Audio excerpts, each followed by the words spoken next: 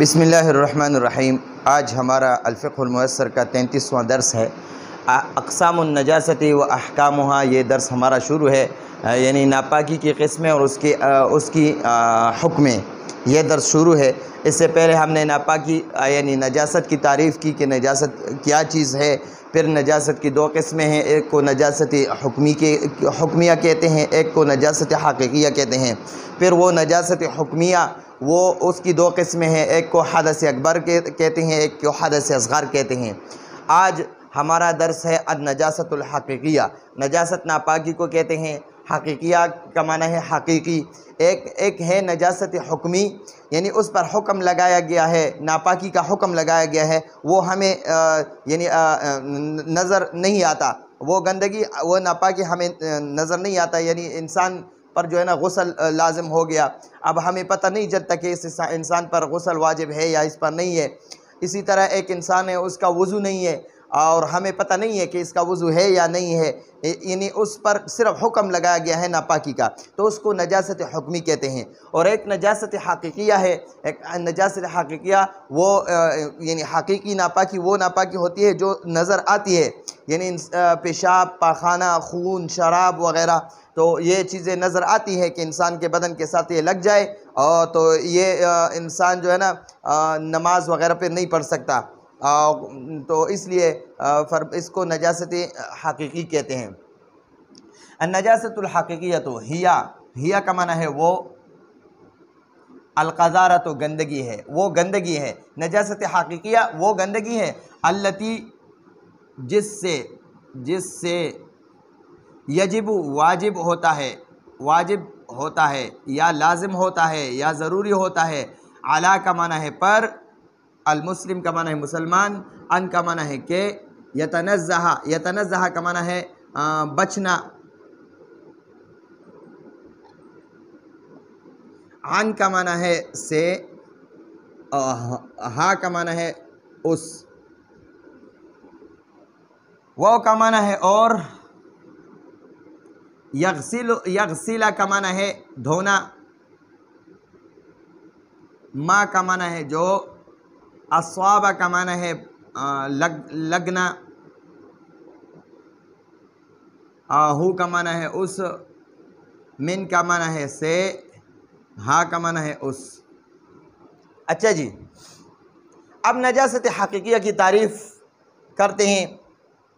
ہی القذارۃ، وہ گندگی ہے، نجاست الحقیقیہ وہ گندگی ہے التی جس سے یجب واجب ہوتا ہے علی المسلم مسلمان پر، ان یتنزہ کہ بچ جائے، عنہا اس ناپاکی سے، ویغسل اور دھونا ما جو، اصوابہ اس کو لگا ہے، اس مسلمان کو لگ گیا، یعنی اس کے کپڑوں کو یا اس کے بدن کو لگ گیا، منہا اس گندگی سے، تو اس کو پھر دھونا لازم ہے۔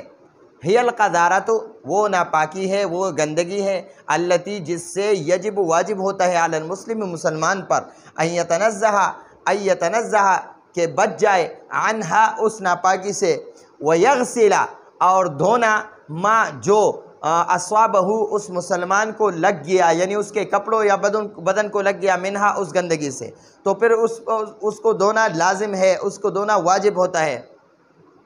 والنجاست الحقیقیۃ وہ کا معنی ہے اور، نجاست گندگی ناپاکی، حقیقی ناپاکی، تنقسم کا معنی ہے تقسیم ہوتا ہے، کذالک کا معنی ہے اسی طرح، الی کا معنی ہے پر، یہاں پر الی کا معنی ہم لیں گے پر، اور قسمین، قسم ایک کو کہتے ہیں، قسمین دو کو کہتے ہیں، دو قسموں پر، دو قسمیں۔ اچھا جی، والنجاست الحقیقیۃ اور حقیقی ناپاکی، تنقسم تقسیم ہوتا ہے، کذالک اسی طرح، الی قسمین دو قسموں پر، یعنی جس طرح نجاست حکمیہ دو قسموں پر تقسیم ہوا تھا، اسی طرح نجاست حقیقیہ بھی دو قسموں پر تقسیم ہوا۔ نجاست حکمیہ کی دو قسمیں کون کون سی تھی؟ ایک حدث اکبر اور ایک حدث اصغر. اور نجاست حقیقیہ کی بھی دو قسمیں ہیں، وہ کون کون سی ہے؟ النجاست الغلیظہ اور دوسرا نمبر ہے النجاست الخفیفہ. نجاست الغلیظہ کسے کہتے ہیں؟ نجاست ناپاکی کو کہتے ہیں. اور غلیظہ کا معنی ہے یعنی بہت سخت ناپاکی، سخت یعنی گاڑا ناپاکی، سخت ناپاکی. اور نجاست الخفیفہ کا معنی ہے ہلکا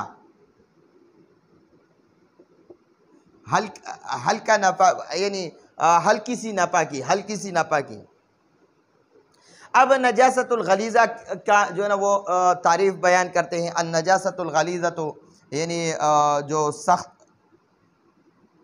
سخت ناپاکی، ہیا وہ ہے التی جو ثابت ہوا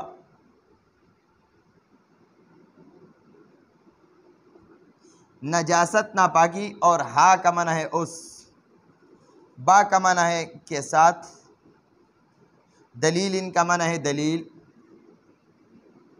لا کا معنی ہے نہیں، شبہت شک کو کہتے ہیں شک، فی کا معنی ہے میں، اور ہی کا معنی ہے اس. اب یہاں سے بیان فرماتے ہیں النجاست الغلیظہ تو سخت ناپاکی، ہیا وہ ہے التی ثبتت جو جس سے ثابت ہوا نجاستہا یعنی وہ ناپاکی، یعنی وہ کون سی ناپاکی؟ وہ نجاست غلیظہ ناپاکی بدلیل ایسی دلیل کے ساتھ لا شبہۃ فیہ، لا شبہۃ کہ شک نہ ہو، فیہ اس دلیل میں. یہ فی کے ساتھ جو ہا ہے اس کا مرجع جو ہے یہ دلیل ہے. تو یہاں ہا ضمیر کا معنی بھی دلیل ہے، ٹھیک ہے جی. تو فیہ اس دلیل میں، یعنی یہ ہیا کا معنی ہے وہ نجاست الغلیظہ التی جو ثابت ہوا نجاستہا اس کی ناپاکی بدلیل ایسی دلیل کے ساتھ لا شبہۃ فیہ کہ جس دلیل میں کوئی شک نہ ہو.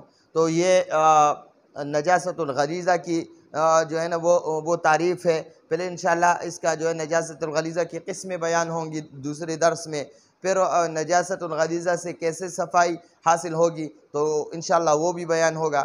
تو یہ آج کا ہمارا درس ہے. آئندہ درس کی اجازت چاہتے ہیں. ھذا هو المرام واللہ اعلم بحقیقت الکلام.